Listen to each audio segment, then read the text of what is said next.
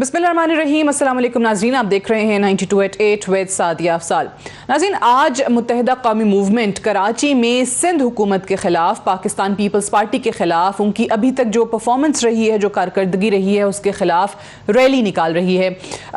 एक तो हम जब कराची की बात करते हैं या फिर ओवरऑल पूरे सूबे की सिंध की बात करते हैं तो MQM का दावा ये है या MQM की शिकायत ये है कि जो अर्बन एरियाज़ हैं, जिसमें ऑब्वियसली सबसे बड़ा शहर कराची है, वहाँ पर जो हकूक़ हैं उनके अवाम के वो नहीं दिए जा रहे, बल्कि जो ये शहरी और दही इलाकों की तकसीम है उसमें नाइंसाफ़ी की जा रही है। वैसे तो हम बहुत सारे मसाइल का जिक्र करते हैं, पानी का इशू है, वहाँ पर ट्रांसपोर्ट का इशू है, या फिर इंफ्रास्ट्रक्चर ना होने के हवाले से बहुत सारी शिकायत या तहफ़्फ़ुज़ात आते हैं।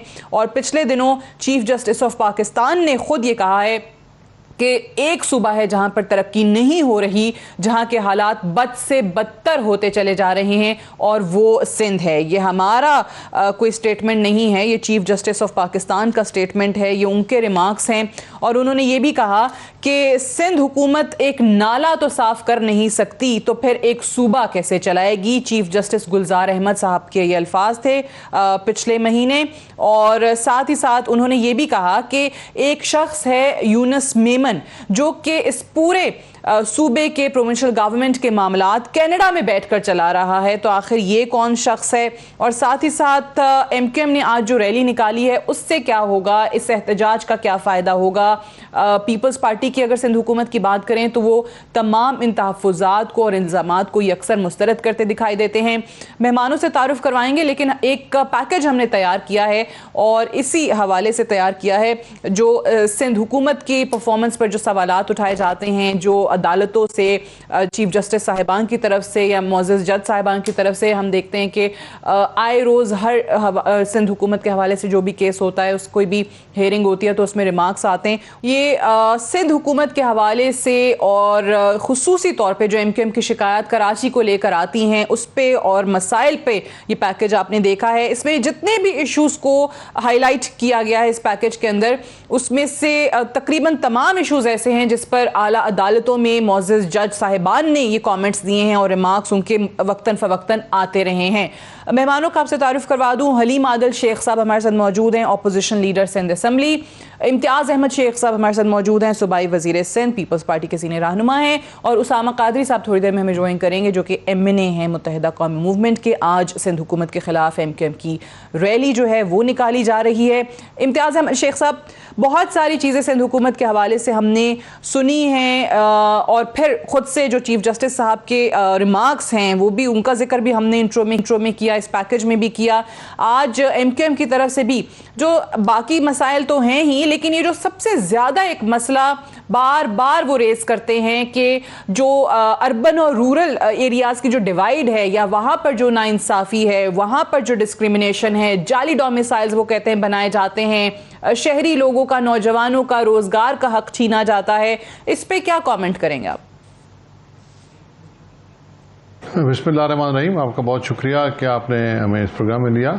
सबसे पहले जो ये रिपोर्ट आपने दिखाई, मैं इसको रद्द करता हूँ। ये बहुत ही बायस्ड रिपोर्ट है और ये मतलब वन साइडेड रिपोर्ट है। जो भी बातें की गई थी, मैंने इनका जिक्र इसीलिए कर दिया कि जी जो ये तो जजेस के वक्तन फवक्तन रिमार्क्स रहे हैं शेख साहब। मुझे जवाब देने, जिनका जिक्र इस रिपोर्ट में हुआ है। मुझे जवाब देने देना प्लीज, मुझे जवाब देने दें, मुझे जवाब देने दें। आपने बात की, आपने रिपोर्ट दिखाई, मैंने उस रिपोर्ट को रद्द किया। मसला ये है कि एक पाकिस्तान और सिंध खासतौर पे मतलब एक सूबा है जिसमें मतलब हुकूमत पाकिस्तान पीपल्स पार्टी की है और इसमें इशूज़ हो सकते हैं, गवर्नेंस के इशूज़ भी हो सकते हैं, लेकिन ऐसी सूरत हाल नहीं है जो इस रिपोर्ट में बताई गई है जिस तरह आपने कहा है। जहाँ तक जज साहबान के रिमार्क्स का ताल्लुक है तो मैं मतलब उस पर कोई कमेंट नहीं करूँगा, लेकिन मुझे मतलब बहुत सी बातों पे उनके इख्तलाफ है। मतलब मैं इसीलिए कह रही हूँ कि चलें इस रिपोर्ट को तो आप छोड़ देना, इस रिपोर्ट को तो आपने मुस्तरद कर दिया, रद्द कर दिया, तो इसकी तो फिर हैसियत खत्म हो गई। आपका मौक़िफ़, चीफ जस्टिस ऑफ पाकिस्तान ये कहते हैं कि पूरे मुल्क में तरक्की हो रही है, एक सूबा है जहां के हालात बद से बदतर हो रहे हैं और वो सिंध है।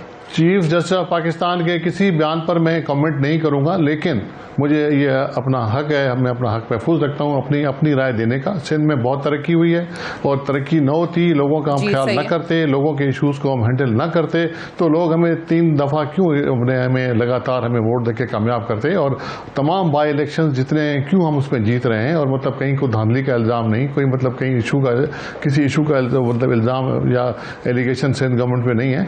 आप देखें मतलब जो डेवलपमेंट के हवाले से कराची पर ही मतलब 992 बिलियन हमने रखे हैं इस साल भी, पहले भी होते रहे कराची में काम। कराची में हमने सीट जीती है अभी, मतलब अगर हमने काम नहीं किया होता या इस तरह की बात होती, रिमार्क किसी के भी जाती हो सकते हैं, कुछ हो सकता है, without commenting on the courts observations. मैं अपनी बात करूंगा, लेकिन हम पॉलिटिकल बात जरूर करेंगे कि हमने काम किया है, अस्पतालें बनाई हैं, रोड बनाए, यूनिवर्सिटियां बनाई हैं, और मतलब लोगों का ख्याल रखा है, लोगों के साथ रहते हैं। ठीक है, इशूज जरूर होंगे, इतना बड़ा सूबा है, गवर्नेंस के इशूज हो सकता है, लेकिन ये नहीं हो सकता कि हमने काम नहीं किया और लोग जो बार बार हमें लोग ले आते हैं, पावर में हम ले आते हैं। जवाब नहीं दूंगा, that's absolutely your right, whether you want to respond मैं उस पे कमेंट नहीं कर सकता। चीफ जस्टिस ऑफ पाकिस्तान है, मतलब I have all the respect for the supreme court.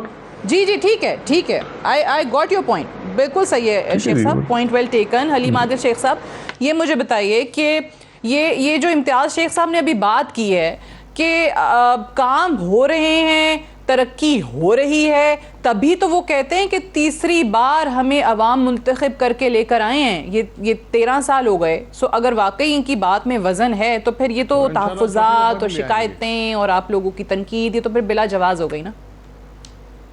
बहुत शुक्रिया सादिया, आपने आज बड़े अहम मामले पर हमें बुलाया। और देखिए, शेख साहब ने जो बात की मैं उसका जवाब ज़रूर दूंगा, लेकिन मैं आपके इंट्रो और रिपोर्ट के ऊपर ज़रूर थोड़ा सा कमेंट करना चाहूँगा। और पहले मैं कहना चाहता हूँ कि शेख साहब ने कहा कि सुप्रीम कोर्ट पे हम कमेंट नहीं करना चाहते। शेख साहब तो कमेंट नहीं करना चाहते, लेकिन अपने लोगों को ये छोड़ देते हैं। दूसरी बात, मोहतरम शेख साहब ने आपकी रिपोर्ट को रद्द किया, उनको रद्द करने का हक है, उनका राइट है कि अपने तौर पर बात करें। वो शेख साहब जिनको सुप्रीम कोर्ट में जिनका सो मोटो एक साहब की तकरीर वायरल हुई, जिसको सुप्रीम कोर्ट ने सो मोटो नोटिस लिया और वो कल कोर्ट में पेश हुए, उनकी माफीनामा रद्द कर दिया गया, जो पीपल्स पार्टी के एक ओहदेदार हैं जिनको छोड़ा गया, और वो इस वक्त माफी कबूल नहीं की गई है। मतलब तरीका वारदात है कि जी छोड़ दो और माफी मांग लो, लेकिन माफी कबूल नहीं हो रही है। तो मैं बताना चाहता हूँ मोहतरम शेख साहब को अपनी रिपोर्ट रद्द करने का हक है, उन्हें अपनी बात करने का हक है, लेकिन मैं पूछना चाहता हूँ कि इस रिपोर्ट में गलत क्या है? क्या आपने जो रिपोर्ट में बताया, सुप्रीम कोर्ट की चीफ जस्टिस साहब ने जो कहा, क्या वो कुछ गलत कहा उन्होंने? क्या सिंध में रेबीज की वैक्सीन मौजूद है? क्या गूगल पे सिर्फ लिखो डॉग बाइट केसेस तो सबसे टॉप के ऊपर सिंध का नहीं आता है? क्या सिंध में एड्स 5000 लोगों को लाड़काना में एड्स नहीं लग चुकी है? क्या ऑडिटर जनरल की रिपोर्ट्स के मुताबिक पिछले 13 सालों में 1400 अरब से ज्यादा की करप्शन नहीं हुई है? मैं अपनी तरफ से भी कुछ नहीं कह रहा, मैं सिर्फ वो कह रहा हूँ ऑडिटर जनरल की रिपोर्ट, उसके अंदर 2019 में उन्होंने रिपोर्ट पेश की थी, हाउस में ले की थी आखिरी दफा, उसमें 957 अरब की करप्शन थी पिछले 10 सालों में।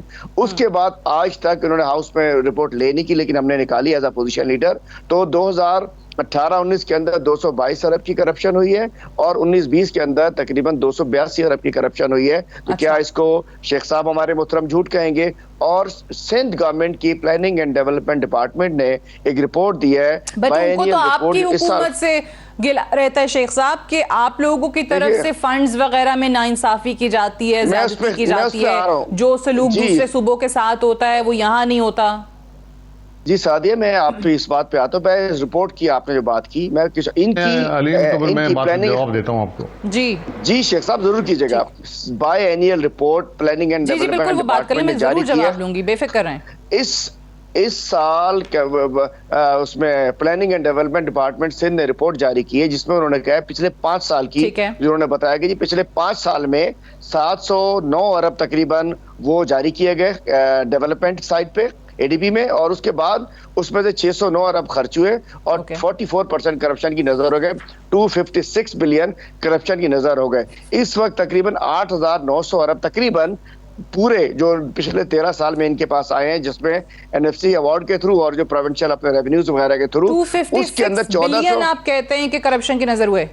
सिर्फ नहीं जी, वो तो मैं बता रहा हूँ, पिछले 5 साल की बता रहा हूँ आपको। टोटल 1400 अरब एक है, और 44% अगर लगाए जाए तो 1650 अरब डेवलपमेंट साइट पे आए थे, तो 700-800 अरब वो हो जाते हैं। मतलब 7 टोटल आए हैं इनके पास, 8900 अरब टोटल इनके पास आए हर तरफ से। उसमें 1646 अरब रुपए डेवलपमेंट पे खर्ची हुई, जिसमें 44% करप्शन हुई है। मैं नहीं कहता हूँ, प्लानिंग एंड डेवलपमेंट डिपार्टमेंट कहता है। इसका मतलब है कि 700 करीब वो हुआ, 1400 वो हुआ, तकरीबन 2000 अरब की करप्शन की तरफ से आप कहते हैं कि ये फिगर्स दिए गए हैं, स्टैटिस्टिक्स जी रिपोर्ट मौजूद है। 44% करप्शन की नजर हुए हैं। I have to go for a break. Haleem Adil Sheikh साहब इजाजत दीजिएगा, फिर वापस आके इम्तियाज शेख साहब से भी राब्ता जवाब लेंगे और उसामा कादरी साहब से भी राब्ता करने की कोशिश करेंगे, जो कि इस वक्त आई थिंक एमक्यूएम की रैली में कहीं बिजी हैं। So we are just trying to connect him. Break से वापस आएंगे, डिस्कशन को यहीं से आगे बढ़ाएंगे। Stay tuned.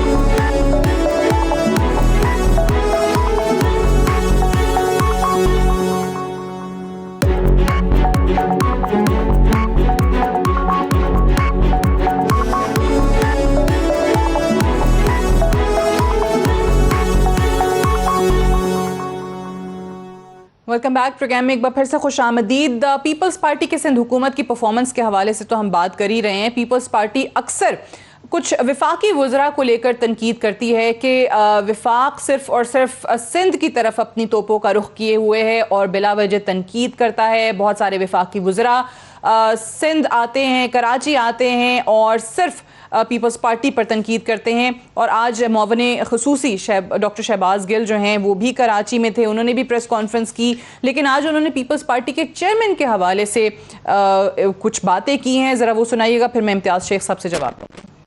बिलावल साहब अपने तमाम मतवलियों के साथ वाशिंगटन पधार रहे हैं ये कहने के लिए कि इमरान खान ने कहा है बेसिस। जब आपने इमरान खान से कहा कि बेसिस दोगे तो उसने कहा एब्सोल्युटली नॉट, बिल्कुल नहीं। तो मैं हूं ना, अब मुझे लाइए। बिलावल साहब जाके कहेंगे साथी क्या बात है, हम आपके गुलाम हैं, आप हुकूमत में लाए हमें, हम सब कुछ करने को तैयार हैं।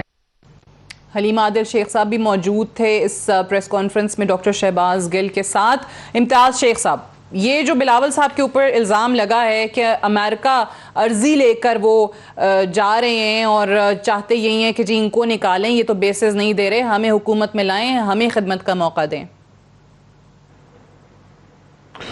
देखिए जी, अमेरिका जाना इसका मकसद ये नहीं होता। कोई अमेरिका जाता है तो मतलब वो वाशिंगटन में जा रहा है, कोई अपना कुछ पैगाम देने जाएगा। वाशिंगटन तो या अमेरिका तो किसी वजह से भी कोई जा सकता है। लेकिन ये जो शहबाज गिल साहब ने बात की है, तो शहबाज गिल की सियासी हैसियत क्या है, वो उसकी हैसियत क्या है, मतलब सियासी जो वो हमारे चेयरमैन पर इस तरह की बात करे, हम उसको इतनी अहमियत ही नहीं देते। तो उसकी इस बात का हमें जवाब देने की ज़रूरत भी नहीं है, क्योंकि हम उसकी इतनी अहमियत, सियासी अहमियत नहीं समझते। उसकी कोई पोजीशन नहीं है, वो अपनी नौकरी पक्की करने के लिए अब पता नहीं कौन है, ना उसका आगे है ना पीछे है, ना उसको कोई जानता है, ना ही वो पॉलिटिकल अरीना का कोई प्लेयर है, यहाँ कोई पाकिस्तान में कोई उसका स्टेक्स हैं। तो वो एक आया, नौकरी उसको दी है अपना फेडरल गवर्नमेंट ने, तो उस पर ज़रूर बोलेगा, मतलब अपने मास्टर्स वाइज तो ज़रूर अपना निकालेगा ना। इसलिए हम उसकी बात पे कमेंट नहीं करते, क्योंकि उसकी कोई हैसियत नहीं है। अपोजिशन लीडर की बात का जवाब देते हैं। हलीम आदिल शेख साहब ने काफी बातें की। हलीम आदिल ने एक बात की, उन्होंने कोई बंदा था, उसने कोई चीफ जस्टिस के बारे में कुछ रिमार्क किए थे, हम उसकी हमने मजम्मत भी हम करते हैं उसकी, और ये उसके पर्सनल व्यूज़ हैं, पार्टी का कोई ताल्लुक नहीं है, ना ही हम उसको सपोर्ट करते हैं।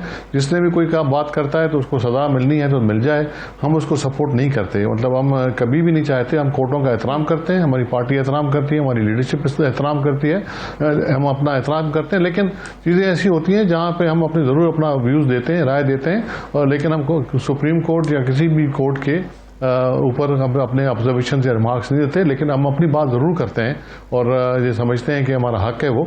लेकिन ये जो भी उस बंदे ने कहा है उसका ज़ाती मसला है, और चीफ जस्टिस साहब या सुप्रीम कोर्ट जो भी एक्शन लेना चाहे ले, हमारा उससे कोई ताल्लुक नहीं। नंबर 1। अच्छा। नंबर 2, हलीम आदिल ने कहा कि वैक्सीन्स नहीं है अवेलेबल, तो जी हमारा ताल्लुक नहीं, कि उसके ज़ाती कोई भी उसने की है, जो भी बात की है ज़ाती हैसियत में की है, पार्टी का उससे ताल्लुक नहीं है, और पार्टी के लिए हमेशा कोर्ट्स के लिए इज़्ज़त और एहतराम रहा है। तो वैक्सीनेशन की जहाँ तक बात है तो ये भी बिल्कुल एक किसी एक जगह कोई सूबे में किसी जगह किसी अस्पताल में किसी को वैक्सीन नहीं मिलती या मतलब वो नहीं पहुँच पाता अस्पताल, किसी गाँव में किसी को कुत्ता काट के लेता है, तो उसका ये मतलब नहीं है कि इसमें वैक्सीन अस्पतालों में नहीं है। वैक्सीन मौजूद है, वैक्सीन बिल्कुल मौजूद है, वैक्सीन मिल रही है और मतलब ये बिल्कुल मैं इसकी तरदीद करता हूँ। और इवन छोटे छोटे शहरों के अस्पतालों में भी वैक्सीन मौजूद हैं। ठीक है जी। अच्छा, अभी आ गई करप्शन की बात। एक बात बताइए इम्तियाज शेख साहब, हलीम जी, एक सवाल है मेरा आपसे। चलें, आपका वो मैंने कहा ना, आपका तो हक था चीफ जस्टिस साहब के किसी रिमार्क का, आपने कहा कि जवाब नहीं देना चाहता, बिल्कुल सही है। लेकिन एक बात मैं जरूर पूछना चाहूंगी कि उन्होंने एक शख्स का जिक्र किया अपने रिमार्क्स में, और ये कौन शख्स है? उन्होंने कहा कि कोई यूनुस मेमन है जो पूरे सूबे की हुकूमत कनाडा में बैठ के चला रहा है। ये यूनुस मेमन कौन है? देखिए जी, मतलब हम कोई बात करेंगे तो फिर वो तौहीन अदालत के अर्ज में आता है, लेकिन मैं इतना ज़रूर अपना हक इस्तेमाल करते हुए एज पाकिस्तानी शहरी कहूँगा, मैं वज़ीर हूँ, मैं अपना पूरे डिपार्टमेंट अपना चला रहा हूँ और मैं कैबिनेट में भी जाता हूँ, बाकी वजीरों से भी मेरा ताल्लुक है, मिलते करते हैं। मैं किसी इस यूनुस मेमन को नहीं जानता और वल्लाह मैंने उसको आज तक देखा भी नहीं, ना उसने कभी मुझसे बात की है, ना हम उसको जानते हैं। और पता नहीं चीफ जस्टिस साहब को क्या इन्फॉर्मेशन है, तो वो अपनी इसको बुला लें, कभी किसी दिन कार्रवाई करवा लें उसके खिलाफ जो भी कुछ करना है। लेकिन इतना मैं ज़रूर कह सकता हूँ कि वो सिंध हुकूमत नहीं चला रहा, वो सिंध हुकूमत में उसका कोई ताल्लुक नहीं है। कैबिनेट के किसी इजलास में उसका जिक्र नहीं निकला, कैबिनेट के किसी इजलास में किसी फैसले में उसका जिक्र नहीं निकला। दूसरा, उन्होंने ऑडिटर जनरल की बात की, तो अपना हलीम आदिल साहब को ये पता नहीं है। मेरा सरकारी नौकरी का बैकग्राउंड भी है, मैं सिविल सर्विस में भी रहा हूँ। तो ये एक रिपोर्ट आती है हर साल, ऑडिटर जनरल निकालता है, उसमें मुख्तलिफ पैराज होते हैं, ऑडिट पैराज होते हैं। ऑडिट पैराज का जिक्र होता है, वो बाद में सेटल हो जाते हैं। मुख्तलिफ हर डिपार्टमेंट का ऑडिट होता है। इसका ये मतलब नहीं कि उसने रिपोर्ट दे दी वो करप्शन हो गई। ये जब रिपोर्ट आएगी तो उसमें बहुत से पैराज सेटल होते हैं और उसके बाद जाके कोई होता है और कहीं करप्शन है तो उसका फिर केस बनना चाहिए, फिर उसे उस डिपार्टमेंट के खिलाफ कार्रवाई होनी चाहिए। वो तो ऑडिटर जनरल साहब खुद भेज सकते हैं, नैब को भी भेज सकते हैं और अपना एंटी करप्शन को भी भेज सकते हैं या जिस इदारे को चाहें। तो ये उनकी रिपोर्ट होती है जिसमें वो ऑडिट पैराज आते हैं और फिर ऑडिट पैराज क्लियर होते हैं और 90% वो ऑडिट पैराज क्लियर होते हैं। अच्छा, तीसरा सिंध गवर्नमेंट की पीएनडी की रिपोर्ट के बारे में ये जवाब तो आ गया। मुझे उसकी कॉपी जरूर भिजवा दें। हलीम आदिल, मुझे आप कॉपी जरूर भिजवाइएगा। सिंध गवर्नमेंट की जो पीएनडी की रिपोर्ट मुझे भिजवा दें, मैं देख लूं कौन सा अपना ऐसा डिपार्टमेंट है। राइट, चलिए मैं दूसरी बात, मेरा ख्याल है कि मुझे इजाजत है बात करने की, अगर दखलदार मामलात ना हो तो। जी फरमाइए। देखिए, सबसे पहले तो इन्होंने दखल नहीं दिया, मैंने किसी बात पे दखल नहीं दिया। इम्तियाज भाई, उर्दू का एक जुमला है दखलदार माकुलात, मतलब अगर आपकी दरमियान में बात ना हो पाती है कि उर्दू का एक जुमला, मैंने बड़ी सलीस उर्दू की आपसे। तो मुझे उर्दू आती है, इतनी उर्दू आती है। उर्दू तो मैंने अपना न बोलने वाले आप हैं, न उर्दू बोलने वाला मैं हूं। सबको आती है, कौमी जबान है हमारी, कैसे हो सकता नहीं आए। जी फरमाइए। आपको भी आती है, आपको भी आती है, हमें भी आती है, हमने भी बचपन से उर्दू बोली है और अपने इलाकों में पढ़े कराची में। मेरा ख्याल है मैं बहस नहीं कर रहा आपसे, मैं अपनी बात कर रहा हूँ, अपनी बात कीजिए। अच्छा नहीं लगता, आप मोहतरम है मेरे लिए, बहुत मैं इज्जत से बहुत कह रहा हूँ, आपके वाक़या तो अपनी बात मेरे लिए बहुत ज़ाती तौर पे मोहतरम। मेरी बात सुन लीजिए, आपने बात की है, मेरा राइट है कि मैं अपनी बात कर दूं। देखिए जी, यही तो इशू है कि हलीम शेख साहब, अभी जैसे शेख साहब ने कहा कि शहबाज गिल साहब की बात पे कि इनको नहीं पता, शायद वो किसी और काम से गए हों, तो हो सकता है इम्तियाज हमारे, चूंकि चीफ जस्टिस साहब ने कहा था कि असल हुक्मरान यूनुस मेमन है, तो आज पता चल गया है कि यूनुस मेमन जो है वो यूनुस कुदवाई साहब हैं, जो कि जाली अकाउंट केसेस में जो इनके जो बड़े हैं, उनके जो केसेस हैं उसके अंदर 5 केसेस में वो मफरूर हैं। बहुत सारे इंक्वायरीज हैं, बहुत सारे चीज़ें, जाली अकाउंट में जो पैसे वैसे मनी लॉन्ड्रिंग जो हुई थी, जो इनके बड़ी फैमिली की जानिब से, पीपल्स पार्टी के लीडर्स की फैमिली की जानिब से, उसके अंदर यूनुस मेमन साहब इन्वॉल्व थे। आप कह रहे हैं यूनुस मेमन नाम उनका सही नहीं है, उनका नाम यूनुस कुदवाई जिसके हिसाब से वो आज आया टीवी पे चल रहा था, तो हो सकता है ये बिलावल साहब और मुराद अली शाह साहब शायद अगर वो उससे मिलने नहीं गए होंगे, अमेरिकन से मिलने नहीं गए होंगे, तो क्या पता कनाडा से वो आ जाए। वहां तो 1 घंटे की आपको पता है कि बाई रोड बंदा जो है वो आ जाता है न्यूयॉर्क वहां से। तो बात यह है कि मैं समझता हूँ कि फिर वो यूनुस मेमन से मिलने गए होंगे।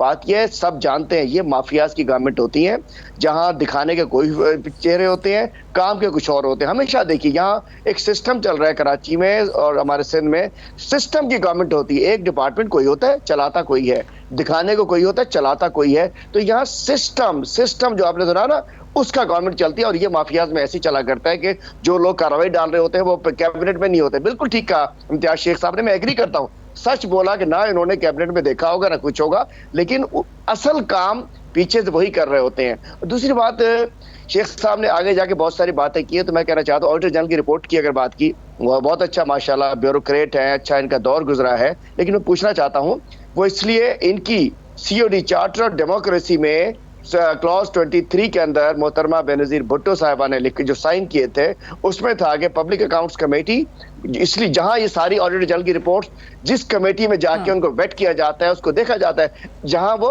सेटल होती हैं, उसके अंदर अपोजिशन लीडर उसका चेयरमैन होना चाहिए, COD कहते हैं, और उसमें अपोजिशन के मेंबरान होने चाहिए।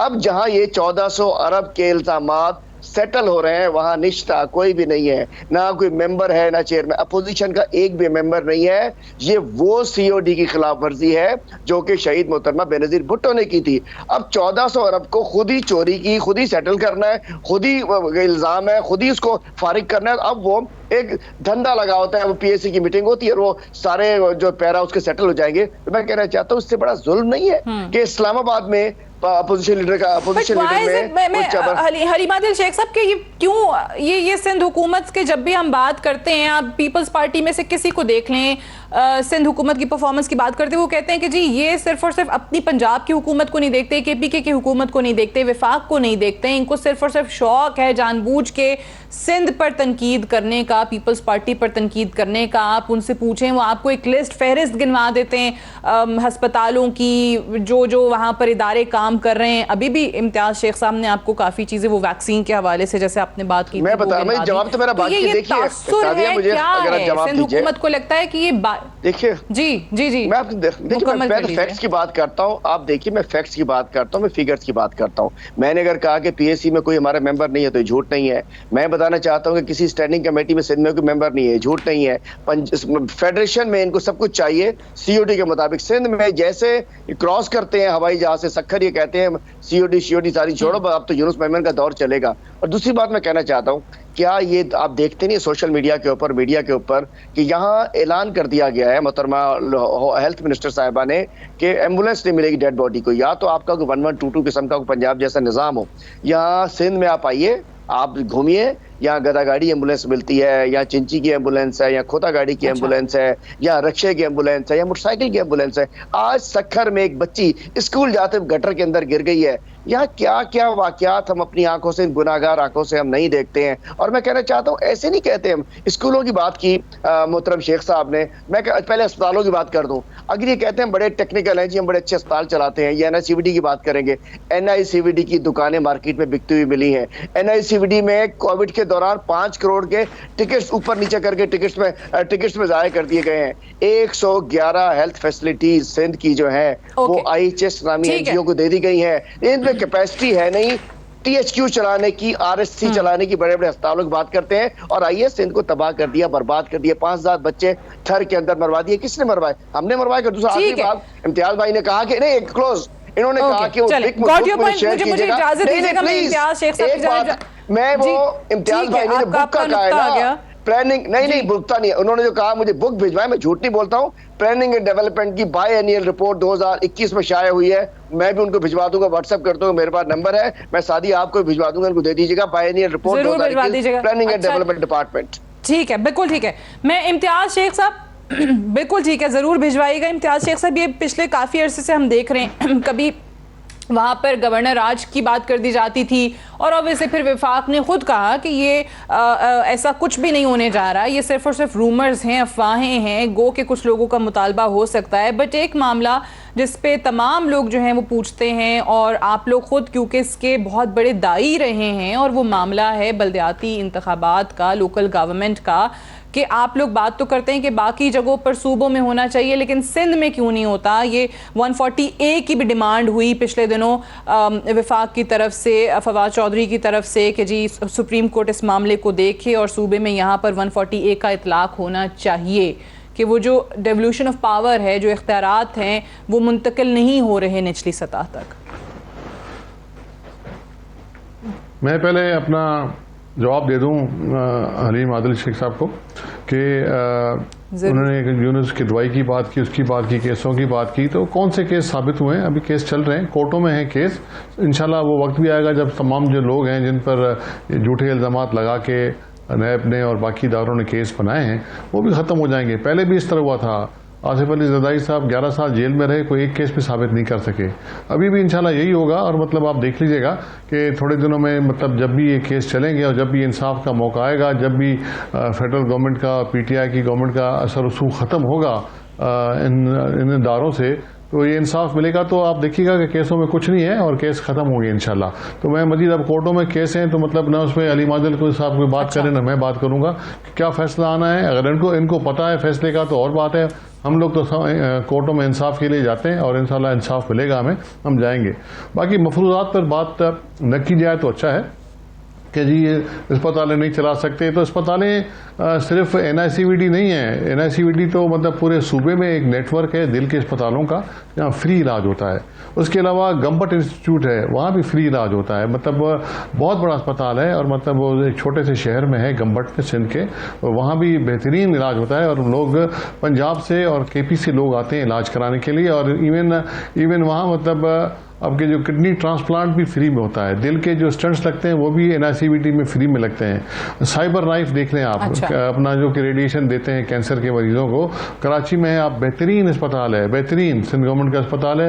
हम फख्र करते हैं इन पर। मतलब वहाँ डॉक्टर तारिक हैं वहाँ जो कि उसको चलाते हैं, आप देख लें उसमें भी मतलब पता नहीं कहाँ से मरीज आते हैं, इवन बैरून मुल्क से आते हैं क्योंकि फ्री इलाज है वहाँ भी। ये सिंध गवर्नमेंट के आपने कहा कि भाई सिंध के अवाम अगर इतने से बात का आगाज आपने किया था कि अगर इतने तंग हैं तो तीसरी दफा पीपल्स पार्टी को सूबे में हुकूमत क्यों दे दी। अनफॉर्चुनेटली मुझे ब्रेक के लिए जाना है शेख साहब, मेरा सवाल भी रह गया जो मैं बल्दियाती इंतखाबात के हवाले से, मकामी हुकूमत के हवाले से मैं वापस आकर करूंगी। डिस्कशन को हम यहीं से कंटिन्यू रखेंगे आफ्टर दिस ब्रेक।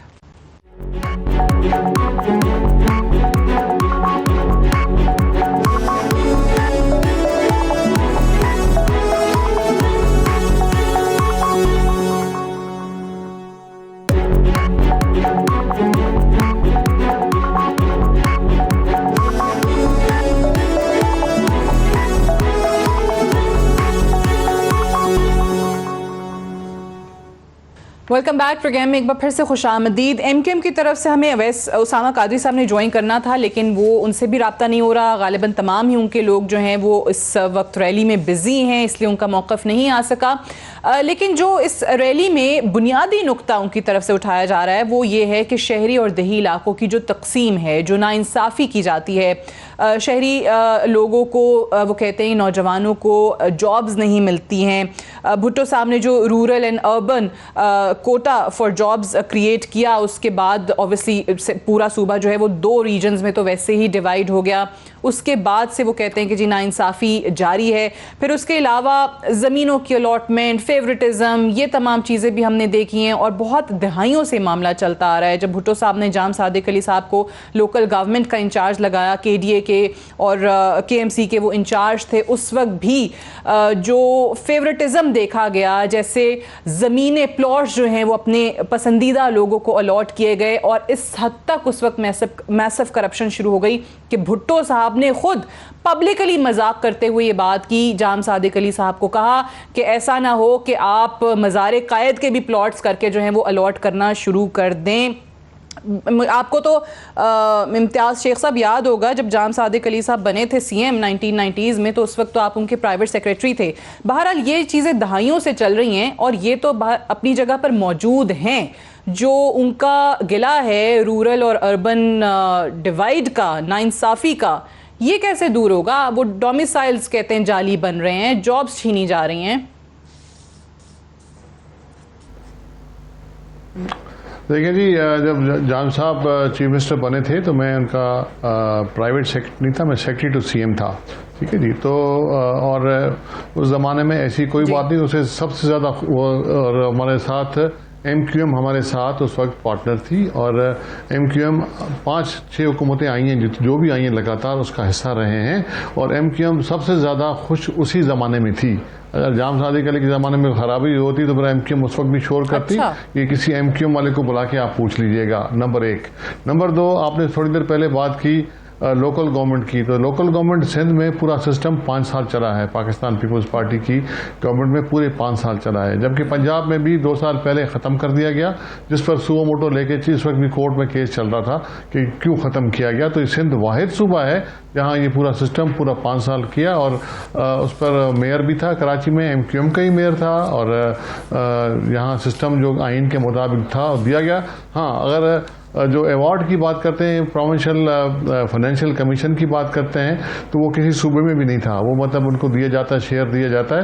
हाँ, अब हम उस पर काम कर रहे हैं और आने वाले दिनों में आप देखेंगे कि वो भी उसी हिसाब से होगा जो कि कानून के मुताबिक है और जो इंशाल्लाह हिस्सा होगा मिलता है। और शहर के लिए इस वक्त भी हमने अच्छा ये लोकल गवर्नमेंट पे मैं जरा इसका जवाब जरूर लेना चाहूंगी मैं हलीम आदिल शेख साहब से भी, क्योंकि दूसरी बात बार बात की जाती है, डिमांड भी आती है और ये कोटा सिस्टम मुझे मेरी बात का जवाब पूरा ले लेना, मेरा पूरी बात का जवाब ले लेना जी।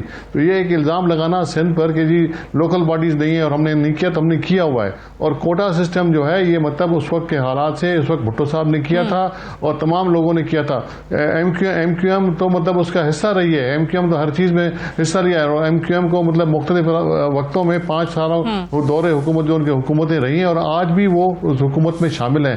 तो वो तो बताया ना कि फेडरल गवर्नमेंट से वो क्या लेकर आए, सिर्फ उन्होंने इल्जाम लगाया लोकल बॉडीज के इलेक्शन सामने आ गए तो उन्होंने आगे शुरू कर दिया। बांट होती है, जाली डोमिसाइल्स बना के शहरी जो नौजवान हैं उनका हक मारा जाता है, ये चीजें हम सुन रहे हैं। हलीम आदिल शेख साहब, कितनी सदाकत है इसमें? देखें जी, देखें पूछ लें आप शेख साहब। ये देखिए इसमें सादिया मैं बताना चाहता हूँ, इसमें तो हमारा एंगल थोड़ा सा डिफरेंट है। एमक्यूएम के हमारे साथी कहते हैं कि जाली डोमिसाइल बनाकर जो है वो अंदरूनी सिंध के लोगों को यहाँ लाके भर्ती कर दिया जाता है, लेकिन हम कुछ और बात कहते हैं। हम ये कहते हैं कि बेचारे जो हाल कोरंगी वाले का है वही हाल जिसका पीपी से ताल्लुक नहीं है लाड़काना वाले का है, जो मलीर वाले का है वही हाल कश्मीर वाले का है, जो साउथ वाले का है वो थरपारकर वाले का है, जो वेस्ट वाले का है वो नवाब शाह वाले का है। किस फर्क क्या है? वो लोग जो या इनके अपने लोग हैं या इनसे किसी न किसी तरीके से राब्ते के अंदर हैं, उनको तो डोमिसाइल भी इन्हीं के डीसीज खुद, चूंकि वो खत्म हो गए। शेख साहब आपके जमाने में हुआ करते थे, अच्छे अफसर हुआ करते थे, जमाना था। अब डीसीज बेचारे वो है जो मुख्तार खान भरते हुए अब ला के उनको पिक एंड चूज करके लगाए हुए हैं। अब इन्हीं के डीसीज, इन्हीं के एडीसीज उनके जाली डोमिसाइल बनाते हैं।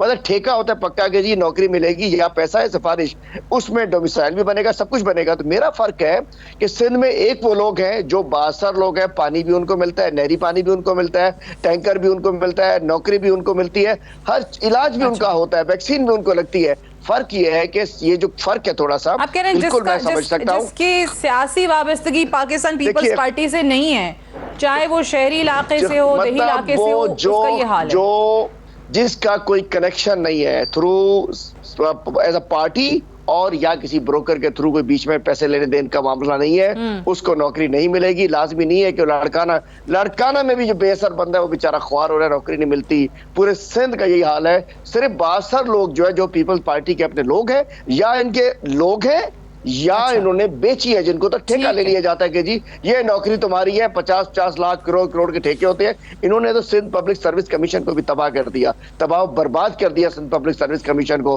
पॉलिटिसाइज कर दिया कि आज उसको बैन करना पड़ गया कि उसके अंदर भी मतलब लगता है कि जो उसका जो लगता है कि उसका मेंबर बनता है वो लगता है उनकी औलादें सारी। Unfortunate if this is happening. I have to wind up here. Unfortunately, I have run out of time. Haleem Adil Sheikh साहब, इम्तियाज शेख साहब, बहुत बहुत शुक्रिया प्रोग्राम में ज्वाइन करने के लिए। That's all for tonight. I'll see you tomorrow इंशाल्लाह। इजाज़त दीजिए, खुदा हाफिज़।